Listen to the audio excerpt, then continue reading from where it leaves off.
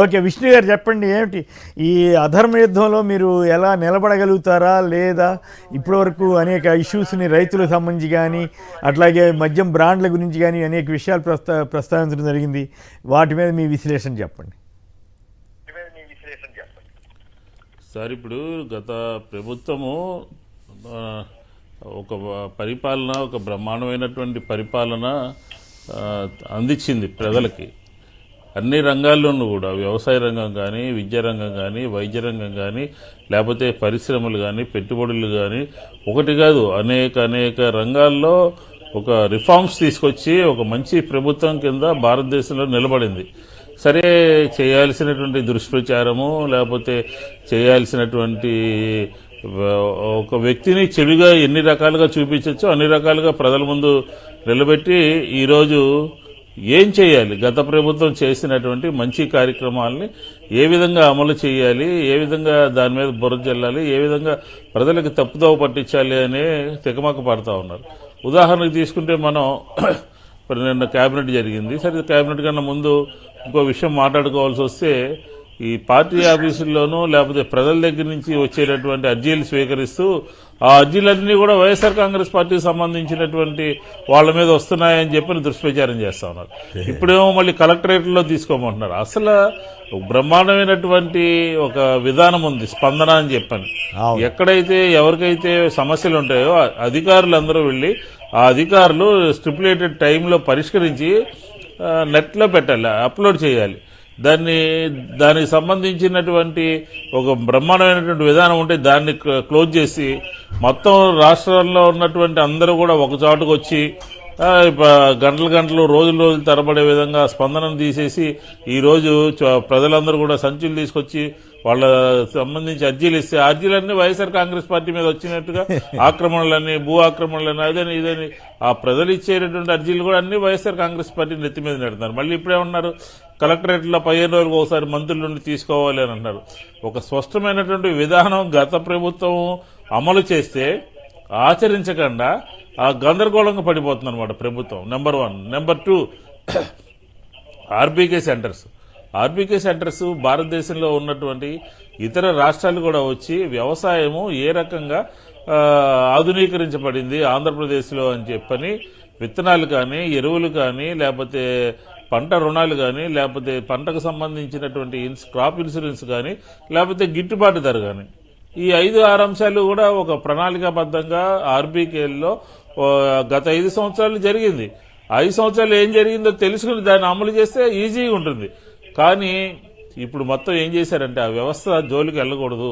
ఆ వ్యవస్థ జోలికి వెళ్తే మళ్ళీ జగన్మోహన్ రెడ్డి గారి బ్రాండ్ ఉంటుంది అని చెప్పి దాని జోలికి వెళ్ళకుండా ఈరోజు వారం రోజులు 10 రోజుల నుంచి ఎండలో వర్షంలో రైతులందరూ కూడా విత్తనాల కోసం బారులు తీరి నరసరావుపేట, సత్తెనపల్లి, పిడుగురాళ్ల, పల్నాడు జిల్లాల్లో ఉన్నారు అని అంటే దాన్ని ఎవరి గురించి ఈరోజు మనం మాట్లాడుకోవాలి?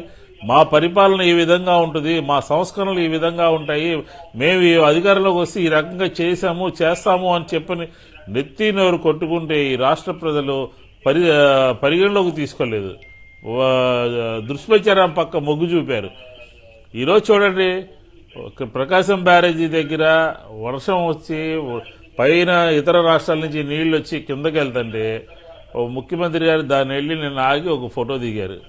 విత్తనాల కోసం బారులు తీరి క్యూ లైన్లో ఉండి జనాలందరూ, రైతులందరూ విత్తనాల కోసం ఇబ్బంది పడతా ఉంటే దాని గురించి మాట్లాడలేదు. ఎక్కడ విష్ణు గారు ప్రజలు ఏ విషయం మీ ప్రాంతమే కదా విజయవాడలో అంత బ్రహ్మాండంగా చైనా వాళ్ళలాగా వరద నీరు ఎక్కడ జనంలోకి కాలనీలోకి రాకుండా బ్రహ్మాండంగా గోడ కడితే కూడా అక్కడ కూడా జనం ఓట్లేదు. అది విచిత్రంగా అనిపించట్లేదా సార్? ఇప్పుడు రాత్రి వెళ్తా చూశాను నేను. నిన్న కట్టినటువంటి కృష్ణానదికి కట్టినటువంటి కరకట్ట మూలంగా అక్కడ ఒక 5-6 వేల మంది 10,000 మంది ప్రజలు తరలించేటటువంటి కార్యక్రమము, లేకపోతే పునరావాస కేంద్రాలు, అన్నము, నీళ్లు, ఇతర సౌకర్యాలు కల్పించకుండా బ్రహ్మాండంగా పైనుంచి వాటర్ కింద దాకా వెళ్ళిపోతుంది. అందుకని ఒక మాజీ ముఖ్యమంత్రి గారు ఒక సామెత చెప్పారు, ఆ రాజకీయ నాయకులు ఎవరు కూడా అభివృద్ధి చేయకూడదు, ప్రజలకు అందుబాటులో ఉండకూడదు, అప్పుడే ఓట్లు వేస్తారని చెప్పారు. అది అప్పుడప్పుడు నిజమేనా అని చెప్పని అనిపించేటటువంటి పరిస్థితి మనకి కొన్ని సందర్భాల్లో మాట్లాడుకోవాల్సి వస్తుంది అనమాట. అలాగే ఇప్పుడు నిన్న తీసుకున్నటువంటి క్యాబినెట్ ఎందుకంటే క్యాబినెట్ ఎందుకునని అంటున్నామంటే క్యాబినెట్లో ప్రజలకి ఒక స్పష్టంగా మేలు చేకూర్చడం కోసం లక్షల మంది ఉన్నటువంటి వర్గాలు ఉన్నాయి. మహిళలు ఉన్నారు, రైతులు ఉన్నారు, విద్యార్థులు ఉన్నారు. లేకపోతే ఇప్పుడు ఎదురవుతున్నటువంటి సమస్యలు ఏంటి, దీన్ని ఎలా పరిష్కరించాలి అని చెప్పని సంసిద్ధం కోసం క్యాబినెట్ మీటింగ్ పెట్టుకుంటారు కలెక్టివ్ రెస్పాన్సిబిలిటీ కోసం. కానీ నిన్న ఆంధ్రప్రదేశ్లో ప్రతిష్టాత్మకంగా ఉన్నటువంటి మెడికల్ కాలేజెస్, ఆ మెడికల్ కాలేజెస్ అలా ఉంటే జగన్మోహన్ రెడ్డి గారు ప్రపోజ్ చేశారని, జగన్మోహన్ రెడ్డి గారు దీన్ని ఆలోచన చేశారని, ప్రజలకు అందుబాటులోకి వస్తే జగన్ గారి హయాంలో ఇది కట్టారని చెప్పని ఒక మాట వస్తుందనే ఉద్దేశంతో గత 20 రోజులుగా ఆ మెడికల్ కాలేజీలకి సిబ్బంది లేరని చెప్పని, మెడికల్ కాలేజీలకు అనుమతులు లేవని, మెడికల్ కాలేజీలు కేంద్ర ప్రభుత్వం దృష్టి తీసుకెళ్లేదని, గత ప్రభుత్వం నిర్లక్ష్యం చేసిందని చెప్పి దాని మీద ఒక బ్రాండ్ వేశారనమాట. ఏంటంటే మెడికల్ కాలేజీలు ఆంధ్రప్రదేశ్లో జగన్మోహన్ రెడ్డి గారి ప్రభుత్వం తీసుకొచ్చినా కూడా సరిగా పట్టించుకోలేదు, వదిలేసిందని చెప్పి తీసుకొచ్చి నిన్న క్యాబినెట్లో దాన్ని ప్రైవేటీకరించాలి అని పెట్టారు. ఇంతకన్నా రాష్ట్ర ప్రభుత్వము పేద ప్రజలు కూడా వైద్య విద్యని అందుబాటులో తీసుకురావాలి, చదువుకోవాలని ప్రతి సంవత్సరము 300 మందో 500 మందో 1000 మందికో అందుబాటులో వచ్చేటటువంటి ఒక వ్యవస్థని తీసుకొస్తే పదే చంద్రబాబు నాయుడు గారు చెప్తుంటారు, నేను చేసినటువంటి కార్యక్రమాలు రాజశేఖర గారు కొనసాగించారు, నేను చేసినటువంటి కార్యక్రమాలు కేసీఆర్ గారు కొనసాగించారని చెప్తారు. దీన్ని ఏమనాలి? ఈ ప్రైవేటైజేషన్ ఏమని చెప్పాలి? ఏ భాషలో చెప్పాలి? ఆంధ్ర రాష్ట్రంలో పేదవాళ్లు వైద్య విద్య చదువుకోకూడదా? ప్రైవేటైజేషన్ చేస్తే మళ్ళీ అది 1, 2, 3, 4 కోట్లకు పోతే ఎవరు ఎట్లా చదువుకుంటారు? అది అందరి ద్రాక్ష పండు కింద మారిపోతుంది కదా. కాబట్టి నేను అనేది ఏంటంటే గందరగోళం పడిపోయి ఇంకా మీరు నా దృష్టిలో అయితే, నా ఆలోచనలో అయితే ఈ శాఖల్లో, ఈ సంబంధించినటువంటి వ్యవస్థల్లో ఇంకా ఇంతకన్నా రెవల్యూషనరీగా చేయగలిగింది ఏమీ లేదు. జగన్మోహన్ రెడ్డి గారు అన్నింటిలో కూడా మొత్తం బ్రహ్మాండమైనటువంటి ఆలోచన చేసి ఒక పకడ్బందీగా చేసినటువంటి కార్యక్రమాలు ఆయన 5 సంవత్సరాల పరిపాలనలో బాగా చేశారు. ఓడిపోవచ్చు కాక, ప్రజలు ఓట్లేకపోవచ్చు కాక, కానీ మేము చేసినటువంటి పనులు మాత్రం శాశ్వతంగా ప్రజలకి, ఆంధ్రప్రదేశ్ ప్రజల ముందు ఉన్నాయి. ఏ దారి కావాలి అని చెప్పని ఆలోచించుకోవాలి. నిన్న అన్నారే ముఖ్యమంత్రి గారు ఏ దారి అని చెప్పని, అలా ఆలోచన చేసుకోవాలి. అంతే తప్ప ఎమోషనల్లోనో చెప్పినటువంటి మాటల మూలంగానో మా మీద చల్లినటువంటి బురద మూలంగానో మీరు ఆలోచన చేయకపోతే విజ్ఞులైనటువంటి ప్రజలు, ఆంధ్రప్రదేశ్ ప్రజలు ఏ సందర్భంలో ఏం జరుగుతుంది, జగన్మోహన్ రెడ్డి గారు ఏం చేశారు, ఈ రోజు ఏం జరుగుతుంది, ఒక బేరీజ్ వేసుకోవాలి, ఒక అంచనా వేసుకోవాలి. అయితే నిన్న చేనేత దినోత్సవం సందర్భంగా చంద్రబాబు గారు చేనేతలకు ఎన్నో ఇవ్వాలనుకున్నా ఇవ్వలేకపోతున్నానని చెప్పడానికి మీటింగ్లు పెట్టమైంది, ఈ గొడవ అయింది. అసలు ప్రతిదీ ఆ వాగ్దానాలు చేసేటప్పుడు మరి ఆ సంగతి ఆయనకి తెలియదు అంటారా? కావాలని ఇప్పుడు ఇవ్వలేకపోతున్నా అని చెప్పి సానుభూతి వ్యాఖ్యలు జనం ఎలా చూస్తారు సార్? ఇప్పుడు మనం ఏం చెప్పవసరం లేదు సార్. 15 సంవత్సరాల క్రితం కొణిజేటి రోసయ్య గారు ముఖ్యమంత్రిగా, ఆర్థిక శాఖ మంత్రిగా ఉన్నటువంటి వ్యక్తి మీరు సోషల్ మీడియాలో చూస్తున్నారో లేదో, ఏం చెప్పారు గెలవడం కోసం? ఈ ముఖ్యమంత్రి గారే 15 సంవత్సరాల క్రితం ఏం చెప్పారు?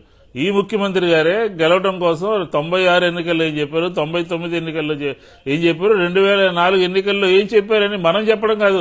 దివంగత నేతలు, ఈ రాష్ట్రాన్ని పరిపాలించినటువంటి నేతలు, ఈ రాష్ట్రంలో ముఖ్యమంత్రిగా పనిచేసినటువంటి నేతలు రోసయ్య గారు చెప్పారు, రాజశేఖర గారు చెప్పారు. ఈరోజు మనం చెప్పవసరంలా.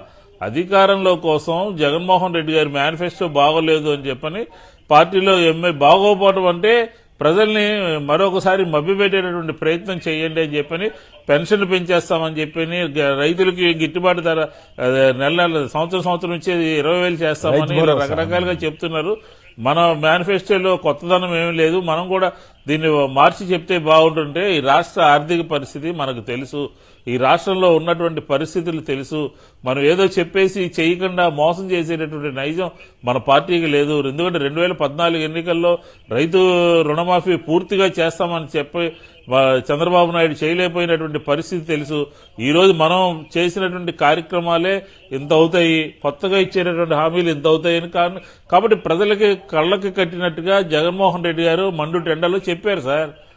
ఇలా ప్రజలకి ఏంటంటే అర్థం కాల. సూపర్ 6 అని చెప్పని పేరు పెట్టి మేమిద్దరం కలిసి ఇలా చేస్తాం అలా చేస్తాం అని చెప్పని ఒక వ్యక్తి మీద 3 పార్టీలు వెళ్లి ఈ రకంగా మభ్యపెట్టి ఈరోజు పరిస్థితి రైతులేమో లైన్లో నుంచినటువంటి పరిస్థితి, ఫిర్యాదుదారులేమో రాష్ట్రం అంతా కూడా ఒక చోటుకు వచ్చేటటువంటి పరిస్థితి, అమ్మఒడి విద్యా దీవెన లేనటువంటి పరిస్థితి. ఇంకా మనం అంతా కూడా చూస్తూ ఉండాలి. ఎందుకంటే ప్రజలకి నెత్తి నోరు కొట్టుకుని ఈ రకమైనటువంటి పరిపాలన భవిష్యత్తులో ఉండదు. మీరు నమ్మి చంద్రబాబు నాయుడుకి ఓటు వేస్తే మీకు పథకాలన్నీ ఎత్తేస్తారు, పేదరిక నిర్మూలన ఉండదు, విద్యా వైద్యం పట్ల అశ్రద్ధ వహిస్తాడు, చేయడు, చెప్పిన పని చేయడు అని చెప్పని జగన్మోహన్ రెడ్డి గారు చెప్పారు సార్. కావాలంటే ఒకసారి ఆ వీడియో ఉంది, అదే ప్లే చేయమన్నాడు. ఈ రోజు మనం ప్రజల పక్షాన ఇది చెప్పేవి చేయట్లేదని మాట్లాడుతున్నప్పటికీ కూడా ప్రజలకు కూడా తెలిసి రావాల్సిన అవసరం ఉంది. ఏ ప్రభుత్వం ప్రజల కోసం ఉంటుంది, ఏ ప్రభుత్వం విద్య కోసం ఉంటుంది, ఏ ప్రభుత్వం వైద్యం కోసం ఉంటుంది అని నిలబడాలి. ఎందుకంటే జగనన్న వైద్యం అని చెప్పని ఒకటి పెట్టాం సార్ మేము. ప్రతి డివిజన్ లోను, ప్రతి సచివాలయం పరిధిలోను పెట్టి టెస్టులన్నీ చేసి ఫ్రీగా మందులన్నీ ఇచ్చి వాళ్ళందరినీ సంచిలో మందులేసి ఇంటికి పంపించినటువంటి ప్రభుత్వం ఈ ప్రభుత్వం చేస్తుందా చెప్పండి? నేను స్వయంగా చూశాను. కొన్ని ఊళ్ళలో మెడికల్ క్యాంపులు పెట్టి మీరు కొన్ని ఊళ్ళల్లో అక్కడికి మొత్తం డాక్టర్లని పెద్ద పెద్ద ఎక్స్పర్ట్లను కూడా పిలిపించి చేయించినటువంటి సందర్భం నేను చూసి ఆశ్చర్యవేసింది. ప్రభుత్వం ప్రజల దగ్గరికి వైద్యాన్ని ఇట్లా తీసుకొస్తుందా అని. కానీ విచిత్రం ఏంటంటే ప్రజలు ఎవరు దాన్ని యాక్సెప్ట్ చేయాలి. మాకు ప్రైవేట్ ఆసుపత్రులే బెటర్ అనుకున్నారో మరి ఏందో విచిత్రంగా ఉంటుంది. అభివృద్ధి జరిగిన చోట ఓడిచ్చారు, మరి ఇట్లాంటి చోట సంక్షేమం జరిగిన చోట ఓడిచ్చారు. ఇది ఏందో అర్థమే కాదు. రైట్. ఇందాక నిన్న మా నాయకుడు ఒకడు మాట్లాడినట్టు గోబెల్స్ అని చెప్పనే వ్యక్తిని ఆదర్శంగా తీసుకుని ఈ ప్రభుత్వం పనిచేస్తుంది సార్. ఎందుకంటే లక్షల్లో సర్టిఫికేట్లు, లక్షల్లో క్యాస్ట్ సర్టిఫికేట్లు, లేకపోతే ఇన్కమ్ సర్టిఫికేట్ అన్ని స్పాట్ లో ఎంఆర్ఓలు మొత్తం అందరిని పెట్టి సచివాలయం వ్యవస్థ ద్వారా నా నియోజకవర్గంలో అయితే రమారమి 30,000 మందికి మళ్ళీ పూర్తి స్థాయిలో సర్టిఫికేట్లన్నీ ఇవ్వడం జరిగింది. వైద్యాన్ని అందించాం మేము ధైర్యంగా. లేకపోతే 108, 104 ఇవన్నీ పెట్టి అక్కడ ఎవరికైనా హార్ట్ ప్రాబ్లం అయితే మళ్ళీ ఈసీజీలు తీయించి మళ్ళీ అది నెట్వర్క్ హాస్పిటల్ పంపించి దగ్గరుండి వైద్యం చేయించినటువంటి ప్రభుత్వం ఈరోజు. అది ఒక్కొక్క నియోజకవర్గంలో చూస్తే 70,000, 40,000, 50,000 అది ఈవీఎంల ప్రభావమో లేకపోతే సూపర్ 6 మభ్య పెట్టడమో ఏంటో దేవుడికే తెలియాలి. మా లీడర్ అన్నట్టు దేవుడికి తెలియాలి. కాబట్టి ఈ ప్రభుత్వం గురించి మాట్లాడాల్సి వస్తే చాలా ఉంటుంది, మనకు సమయం లేదు. కాబట్టి ఏ రంగంలోనూ కూడా ఈ 5 సంవత్సరాలు పరిపాలించినప్పటికీ కూడా జగన్మోహన్ రెడ్డి గారి గవర్నెన్స్ ని ధీటుగా తట్టుకునేటటువంటి అంతకన్నా మంచి ఆలోచన చేసేటటువంటి పరిస్థితి అయితే లేదు. కాబట్టి జగన్మోహన్ రెడ్డి గారు ఖచ్చితంగా ఆయన ఉదాహరణకు మనం తీసుకుందాం సార్. సర్వే గురించి మాట్లాడాల్సి వస్తే దాన్ని ఏం చెప్పారు, లోపభూయిష్టం అన్నారు. దాన్ని ఏం చెప్పారు, ఇది సర్వే అంతా వేస్ట్ అని చెప్పారు. పోయినసారి ఏం చెప్పారు, సర్వేని కొనసాగిస్తామన్నారు. ఈ రోజు మళ్ళీ ఆ సర్వే జగన్మోహన్ రెడ్డి గారు చేసినటువంటి సర్వేని మనం కూడా చేస్తే ఆ ప్రభుత్వానికి మంచి పేరు వస్తుంది. ఇప్పుడు జరిగినటువంటి సర్వే గ్రామ సభలు పెట్టి వాళ్ళ దగ్గర నుంచి ప్రజల దగ్గర నుంచి తీసుకుంటారంట. సర్వే జరిగిందంతా కూడా బ్రహ్మాండంగా జరిగింది. మళ్ళీ సర్వేని ముందు తీసుకెళ్లాలంటే దాన్ని ఏదో ఒక ముద్రేయాలి. కాబట్టి చాలా లిటిగేషన్లు ఉన్నాయి. ప్రజల దగ్గర నుంచి మళ్ళీ గ్రామ సభలు పెట్టి తీసుకుని దాన్ని కొనసాగిస్తామని చెప్తున్నారు. కాబట్టి ఏదో ఒక రకంగా ముందుకు వెళ్లాలనేటువంటి ప్రయత్నం చేస్తూ బురదల్లేటటువంటి కార్యక్రమం చేస్తున్నారు. విజ్ఞులైనటువంటి ఓటర్లు గాని, ప్రజలు గాని, ఈ రాష్ట్రంలో ఉన్నటువంటి మేధావులు గాని, ఈ రాష్ట్రంలో ఉన్నటువంటి తటస్థవాదులు గాని అందరూ కూడా గత ప్రభుత్వం ఏం చేసిందో చూసుకోవాలి, ఈ ప్రభుత్వం ఏం చేసిందో చూసుకోవాలని చెప్పి కోరుతా ఉన్నాం.